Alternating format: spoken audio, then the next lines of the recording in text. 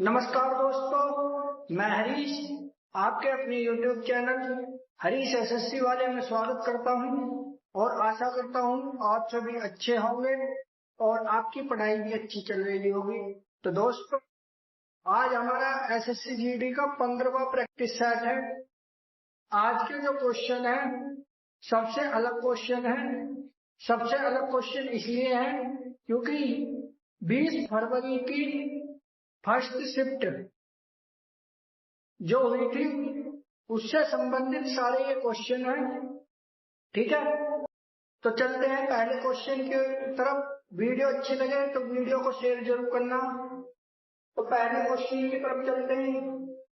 तो पहला क्वेश्चन क्या है, भारतीय संविधान के निम्न में से किस अनुच्छेद में यह उल्लेखित किया गया है कि किसी अपराध के लिए अभियुक्त किसी व्यक्ति को स्वयं अपने विरुद्ध साक्षी होने के लिए बाध्य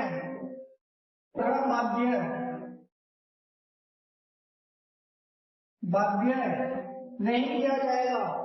तो कौन सा आर्टिकल में? Article 20, article 16, article 18, article 14। तो इसका सही आंसर क्या होगा? इसका सही आंसर होगा भैया आर्टिकल 20। बात करें आर्टिकल 16 में क्या है? आर्टिकल 16 में है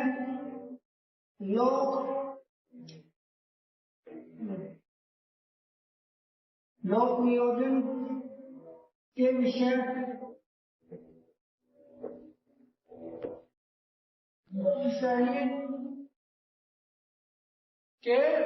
में अवसर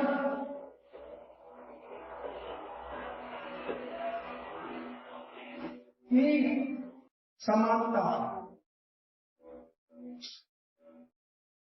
ठीक, वही आगे बात करें आर्टिकल 18 में उपाधियों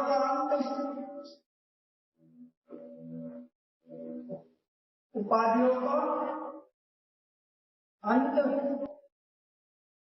वही बात करें आर्टिकल 14 में क्या? विधि के समक्ष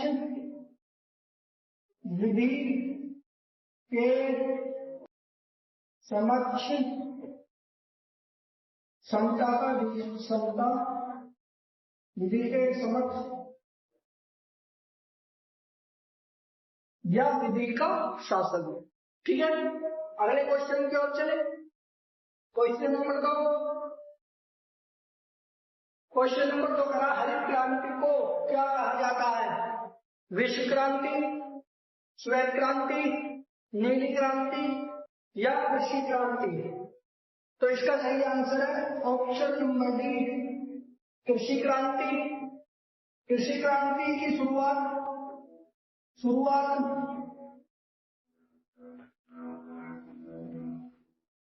1960 में भारत में डॉक्टर M.S.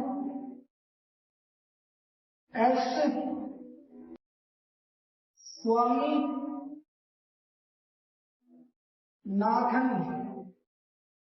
ने कृषि के लिए प्रारंभ की थी। ठीक है, वही बात करें श्वेत क्रांति।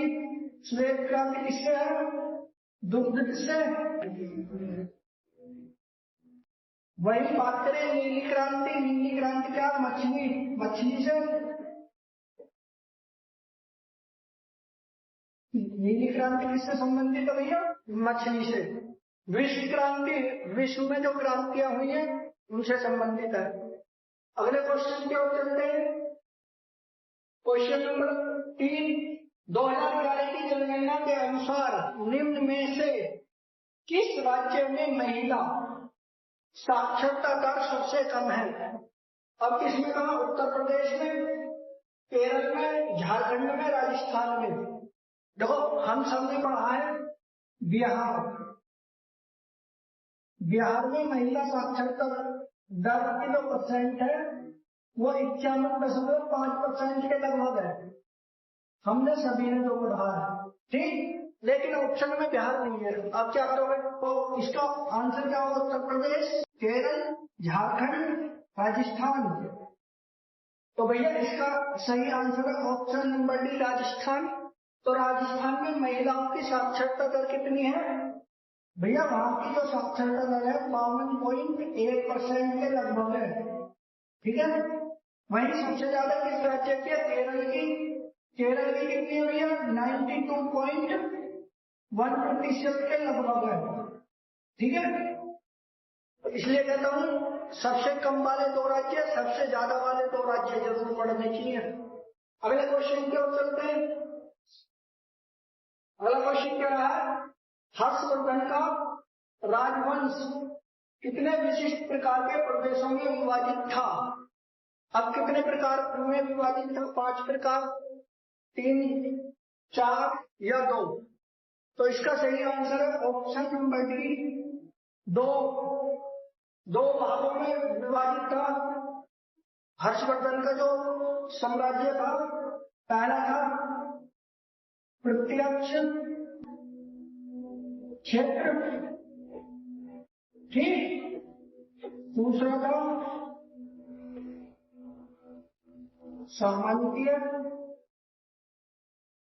सामान्य क्षेत्र। ठीक है, अगले क्वेश्चन की ओर चले। अगला क्वेश्चन क्या करा? 2015 में भारत में योजना आयोग के स्थान पर किस संस्था की स्थापना की गई? योजना आयोग के स्थान पर योजना आयोग की स्थापना 15 मार्च 1950 में हुई थी। ठीक, अब योजना आयोग के स्थान पर 2015 में किसकी स्थापना हुई थी? नाबार्ड की हुई थी, सेबी की हुई थी, नीति आयोग की हुई थी या आरबीआई की हुई थी? तो बात करें नाबार्ड की स्थापना कब हुई थी? 12 जुलाई 1982 में नाबार्ड की स्थापना हुई थी। और इसका मुख्यालय कहां पर है भैया? मुख्यालय है मुंबई में। ठीक है, मुख्यालय कहां पर? मुंबई में। बात करें सेबी की स्थापना कब हुई थी? सेबी की स्थापना हुई थी 12 अप्रैल 1988 और में इसकी स्थापना हुई थी। और इसका मुख्यालय भी कहां पर है? मुंबई में। ठीक, वही बात करें नीति आयोग की स्थापना 1 जनवरी 2015 को प्रधानमंत्री नरेंद्र मोदी ने योजना आयोग के स्थान पर क्या प्रारंभ कर दी थी? नीति आयोग। ठीक है, 1 जनवरी 2015 को इसकी स्थापना की थी। वही बात करें आरबीआई की स्थापना 1 अप्रैल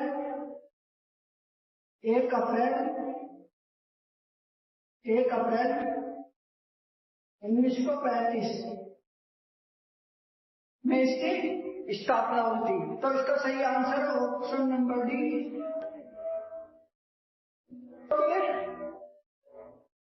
क्वेश्चन नंबर 6।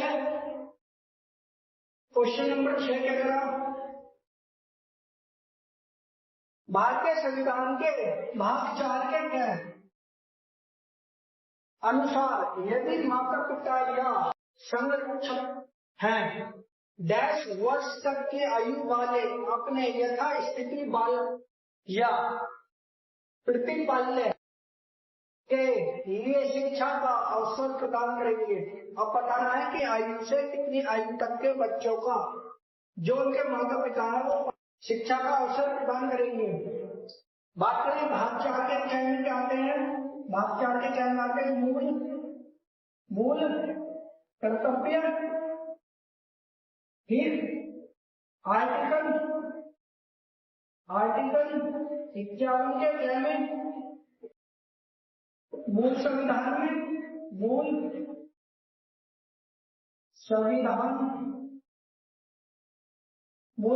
में कितने मूल कर्तव्य थे? ओनली 10 थे। ठीक, वही बात करें 11वां कौन सा जोड़ा गया था? 11वां ही जोड़ा गया था 86वां संविधान संशोधन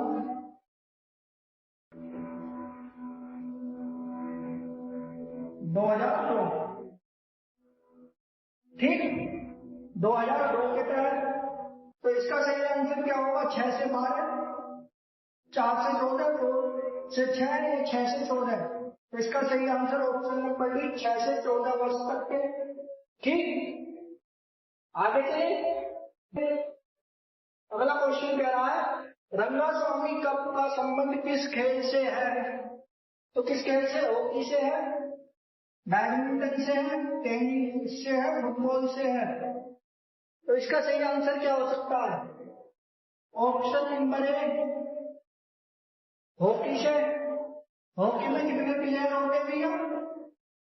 खिलाड़ी, एक टीम के 11 खिलाड़ी होते हैं टोटल, दोनों टीमों के मिलाकर। अगर दोनों टीमों के खिलाड़ियों को मिलाया जाए तो 22 खिलाड़ी होते हैं, ठीक है। एक टीम के 11, टोटल 22। अगले क्वेश्चन की ओर चले। आठवां क्वेश्चन, महिला संरक्षण विधेयक 2023 के अनुसार लोकसभा और राज्य विधानसभा में महिला के लिए कितनी सीटें आरक्षित हैं? अब कितनी सीटें आरक्षित हैं? 1/2, 2/3, 1/3 या 1/4? तो इसका सही आंसर क्या हो सकता है? देखो, मान लो लोकसभा की सीटें, लोकसभा में जो 552 सीटें, तो उसका 1/3 मतलब 184 कौन होनी चाहिए भैया? महिला। ठीक, 184 महिलाएं को सीट मिलनी चाहिए जिसके अनुसार महिला संरक्षण विधेयक 2023 के अनुसार। तो इसका सही आंसर है ऑप्शन नंबर सी। ठीक, अगले क्वेश्चन की ओर चले। अगला क्वेश्चन क्या कह रहा है? इनमें से भारतीय साहित्यकार को भारत रत्न मिला। अब इनमें से किसे भारत रत्न मिला? A.R. Rahman, R.D. Burman, M.S. Subbulakshmi या जाकिर हुसैन? तो सबसे पहले चीज, आप इस ऑप्शन को देखते ही ये पहचान लोगे कि किसे किसे भारत रत्न मिला है, किसे नहीं मिला। इन्हें भारत रत्न नहीं मिला, इन्हें भी भारत रत्न नहीं मिला, और इन दोनों को भारत रत्न मिला। तो 50-50 हो चुका। अब बात करें जाकिर हुसैन कौन थे? राष्ट्रपति। कौन थे ये? राष्ट्रपति है। ठीक, इन्हें 1963 में क्या मिला था? भारत रत्न मिला था। लेकिन बात करिए संगीतकार की, M.S. सुब्बुलक्ष्मी, ये एक संगीतकार थी जिन्हें 1998 में क्या मिला था? भारत रत्न। कब मिला था? 1998 में इन्हें भारत रत्न मिला। ठीक, अगला क्वेश्चन की ओर चले। अगला क्वेश्चन नंबर 10।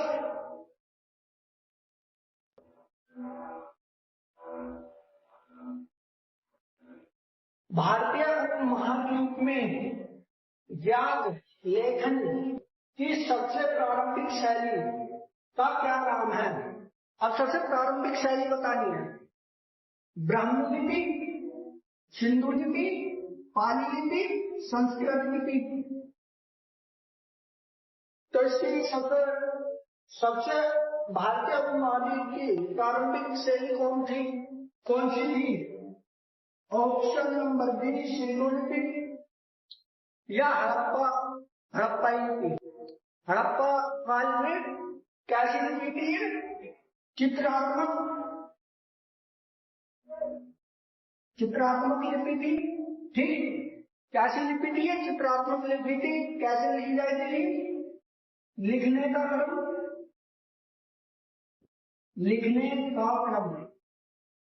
तो लिखने का इसका क्रम था दाएं से बाएं,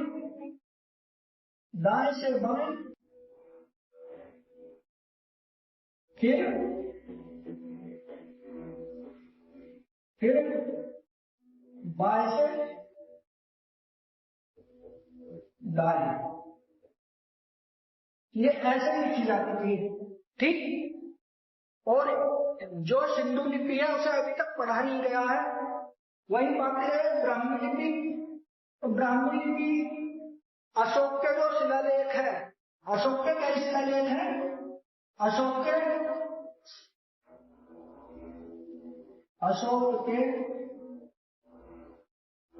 शिलालेख, अशोक के शिलालेखों में ब्राह्मी लिपि का प्रयोग किया गया है। वही बात करें संस्कृत पाली भाषा, तो पाली भाषा किसकी थी? बौद्ध धर्म से, बौद्ध धर्म से संबंधित है भैया पाली भाषा। ठीक, संस्कृत लिपि वैदिक काल में प्रयोग की गई थी। अगले क्वेश्चन क्या होते हैं? क्वेश्चन नंबर 12, मुद्रा आपूर्ति की माप का सबसे साधारण रूप है। अब इसका सबसे साधारण रूप बताना है, M1, M2, M3 या M4। तो इसका सही आंसर है ऑप्शन नंबर सी, M3 मुद्रा आपूर्ति की माप का सबसे साधारण रूप है। ठीक है, अगले क्वेश्चन की ओर चलते हैं। क्वेश्चन नंबर, पंडित रविशंकर किस वाद्य यंत्र के वादक थे? तो बीन के थे, श्रोड के थे, सितार के थे, सारंगी के। एक चीज इसमें, एक इंपोर्टेंट चीज ये है, कभी कभी पूछ लेता है कि पंडित रविशंकर को भारत रत्न कब मिला। बात करते हैं पंडित रविशंकर को भारत रत्न कब मिला, कब मिला? तो भैया कब मिला था? इन्हें मिला था 1999 में। 1999 में इन्हें क्या मिला था? भारत रत्न मिला था। ठीक, बात करें इनका, इन्होंने जो आविष्कार किया था वो यंत्र था सितार। सितार का इन्होंने आविष्कार किया था। भारत रत्न कब मिला? 1999 में। Question number 13, question number 13, banking विनिमय अधिनियम कब पारित किया है? बात करें बैंकिंग, जो बैंकिंग से संबंधित अधिनियम है, इसका जो हमारे वाणिज्य बैंक थे ना, उनके जितने भी नियम या उन्हें नियंत्रण करने के जितनी भी शक्ति थी, वो सब किसे प्रदान कर दी थी? आरबीआई को प्रदान कर दी थी। ठीक है, वही बात करें, सबसे पहले बैंकिंग विनिमय अधिनियम कब पारित हुआ था? 1967 में, 1959, 1949, 1999। तो इसका सही आंसर है ऑप्शन नंबर सी, 1949 में बैंकिंग विनिमय अधिनियम पारित किया गया। वही बात करें दूसरा अधिनियम 1969 में 14 बैंकों का, 14 बैंकों का क्या किया गया था? राष्ट्रीय एकीकरण किया गया था। किसने किया था? प्रधानमंत्री इंदिरा गांधी ने 14 बैंकों का राष्ट्रीय एकीकरण किया। ठीक, अगले क्वेश्चन की ओर चलते हैं। भारतीय संविधान के नियम निम्न में से कौन से भाग का संबंध राज्य के नीति निर्देशक सिद्धांतों से है? अब बताना है कि सबसे पहले चीज, नीति निर्देशक तक कहां से लिए गए भैया? आयरलैंड से, आयरलैंड से लिए गए हैं। ठीक है, आयरलैंड से लिए गए हैं। अब इसका सही आंसर क्या हो सकता है? भाग 2, भाग 4, भाग 3, भाग 1। बात करें भाग 1 में क्या है? राज्य, संघ एवं राज्य, संघ एवं राज्य। आर्टिकल कितने से कितने तक है? आर्टिकल 1 से कितने तक है? 4 तक है। ठीक है, वही बात करें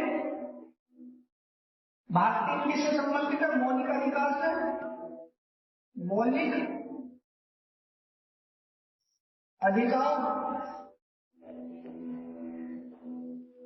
मौलिक अधिकार के इसमें आर्टिकल कितने से कितने तक है? आर्टिकल 12 से 35।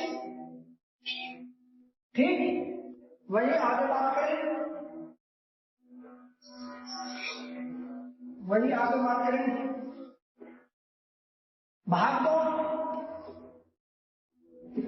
भाग दो, किससे संबंधित है भैया? भाग दो है नागरिकता से संबंधित है। आर्टिकल 5 से 11 कौन है? नागरिकता से संबंधित है। वही बात करें, भाग 4 में क्या है? राज्य के नीति निर्देशक तत्व।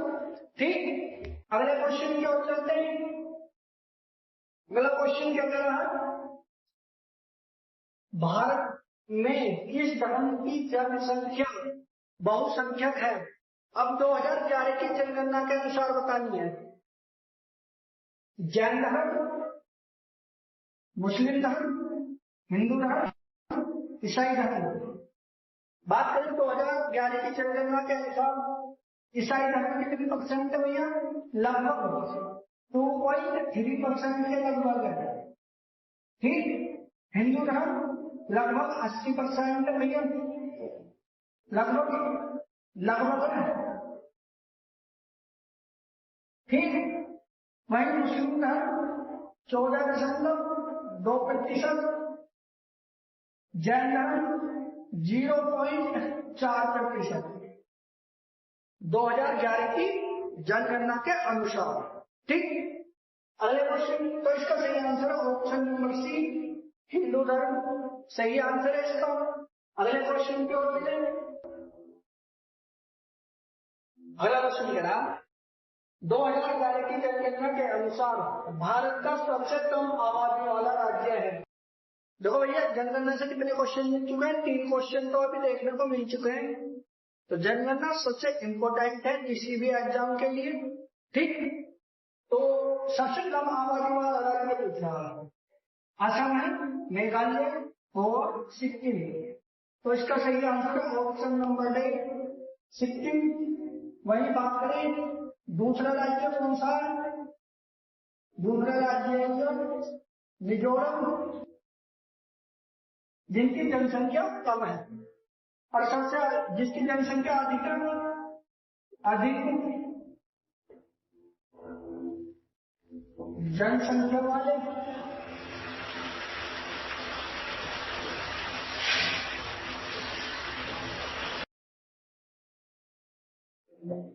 अधिक जनसंख्या वाले राज्य कौन से? पहला है उत्तर प्रदेश,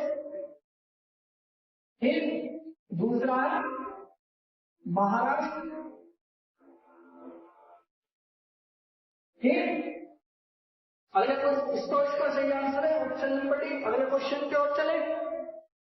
क्वेश्चन नंबर 17, भारत में 11वीं पंचवर्षीय योजना की समय अवधि क्या है? 2010 से 2015, 2007 से 2012, 2009 से 2014 या 2008 से 2013। तो इसका सही आंसर क्या हो सकता है? बात करें 11वीं पंचवर्षीय योजना का उद्देश्य क्या था? उद्देश्य भैया, इसका उद्देश्य था तीव्र एवं समावेशी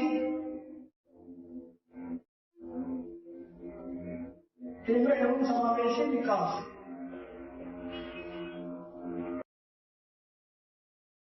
तीव्र एवं समावेशी विकास इसका करना था। और इसका कार्यकाल क्या था? 2007 से 2012 तक इसका क्या था? कार्यकाल था। ठीक, आगे चलते हैं अगले क्वेश्चन पर। क्वेश्चन नंबर 18, जब राज्यसभा के सभापति का पद रिक्त हो जाए तो उसके कर्तव्यों का पालन निम्न में से किसके द्वारा किया जाएगा? तो यह बताना है कि किसके द्वारा किया जाएगा। राज्यसभा के उपाध्यक्ष के द्वारा, लोकसभा के अध्यक्ष द्वारा, भारत के राष्ट्रपति द्वारा या राज्यसभा के वरिष्ठतम सदस्य द्वारा। तो इसका सही आंसर क्या हो सकता है? देखो, सभापति का मतलब उपराष्ट्रपति, उपराष्ट्रपति, ठीक। अब उपराष्ट्रपति का पद अगर रिक्त है तो राज्यसभा का जो उपाध्यक्ष है वो उसके स्थान पर कार्य करेगा, ठीक। अब बात आती है कि राज्यसभा का जो सभापति और पदेन सभापति होता है वो आर्टिकल 64 में आता है। इस चीज का विशेष ध्यान रखें क्योंकि इस आर्टिकल को पूछ लेता है कभी कभी, ठीक है। अगले क्वेश्चन क्या होते हैं भाई? अगला क्वेश्चन क्या करा? हरित क्रांति की शुरुआत वर्ष 1965 में हुई और कौन सी पंचवर्षीय योजना? 1961 से 1966 के बीच,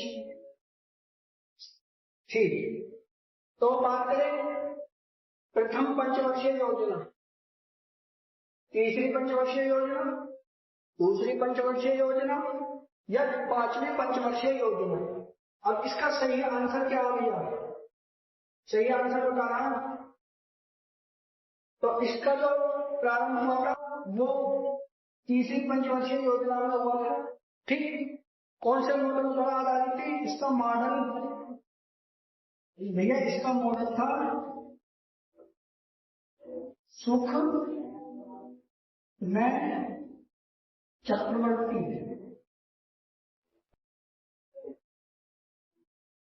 चक्रवर्ती मॉडल पर यह आधारित थी तीसरी पंचवर्षीय योजना, ठीक।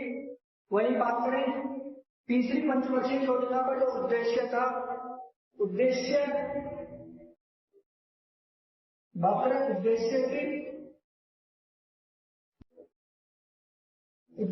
था इसका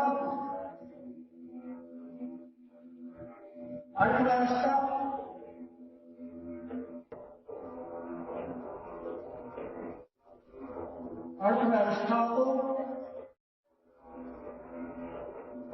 आत्मनिर्भर बनाना, ठीक है। वही बात करें प्रथम पंचवर्षीय योजना मॉडल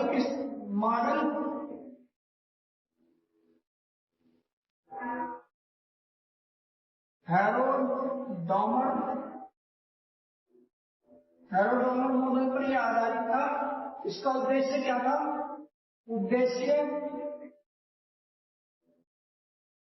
इसका उद्देश्य तो भैया कृषि को बढ़ावा देना, कृषि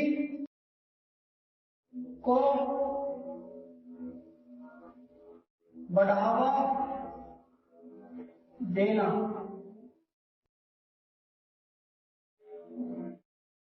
वही बात करें दूसरी पंचवर्षीय योजना का मॉडल क्या था?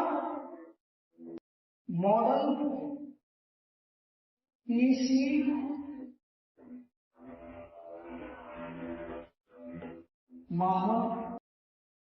महालनोबिस।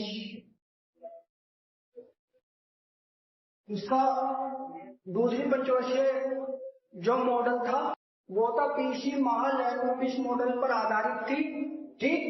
वही बात करें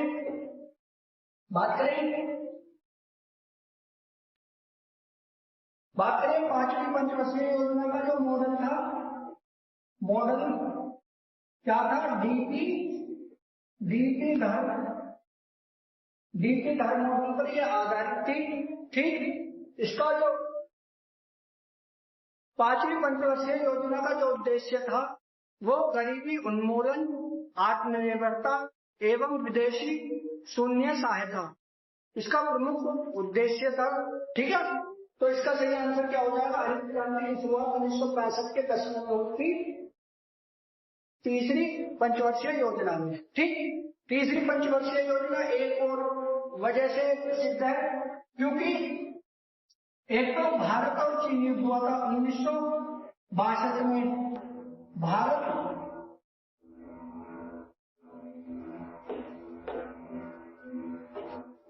भारत और चीन युद्ध हुआ था वहीं 1965 में